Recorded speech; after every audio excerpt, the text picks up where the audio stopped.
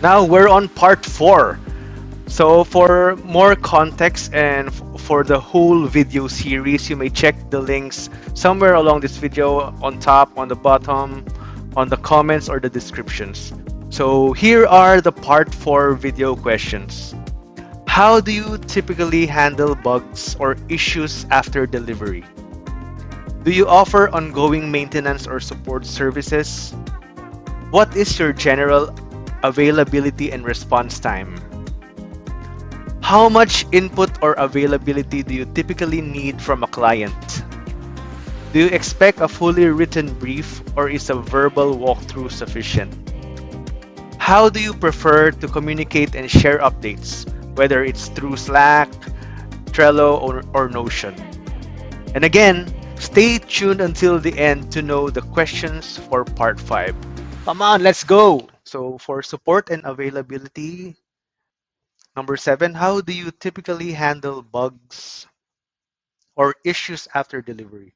So I prioritize fixing them as soon as possible. I would prefer having a chat with the concerned team who have observed the errors. I would chat and exchange with them the info as fast as possible. What are the errors that they're getting? What are the issues? What are the expectations of outputs that they are not getting? And I investigate it. I find the root cause of the issue. Then after I find the root cause of the issue, I would then suggest if it's a system issue, I would fix it within the system, or I fix the automation, or I fix the step in the automation where the error was caused.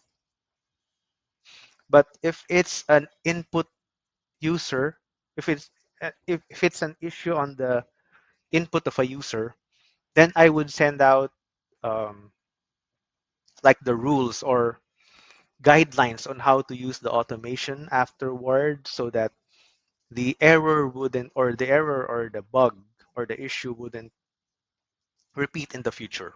Hold on. All right. Okay. All right. All right. Come. All right. All So next is, do you offer ongoing maintenance or support services? Yes, I do perform ongoing maintenance and support services as needed. What is your general availability and response time? I typically respond within 24 hours on weekdays. So I will notify beforehand if I would go, let's say I would be unavailable for a certain period of time, like on a vacation, or if there if something came up, I would notify as early that I as I can. And if I have ongoing work, like I have a line of a lineup of projects for your team, then my response would be much faster because I would be online during a major part or a significant part of of your team's core hours. Let's say if you're working on Netherlands time or Europe time, I would be online on a significant portion of the office hours or the core hours of the team. So we'll just coordinate with that through chat or through email. Collaboration expectations. So how much input or availability do you typically need from a client? So with regarding to task, I'm okay with me be given the requirements of the task, the expected output, the necessary info that's needed for me to accomplish the task, maybe through a project management tool like Trello or Notion. Then the availability of a client if I have a question for a client, a response within 24 hours would also be good for me. So I would also understand if it's a busy period for the client, that a more than 24 hours response would be uh, would be also okay because I would understand that it's a busy period.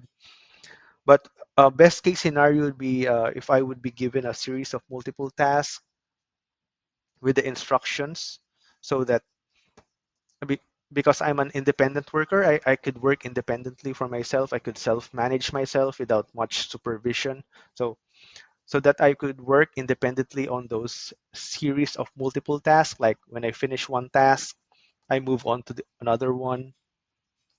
Then, yeah, as long as those tasks are sequentially ordered according to priority.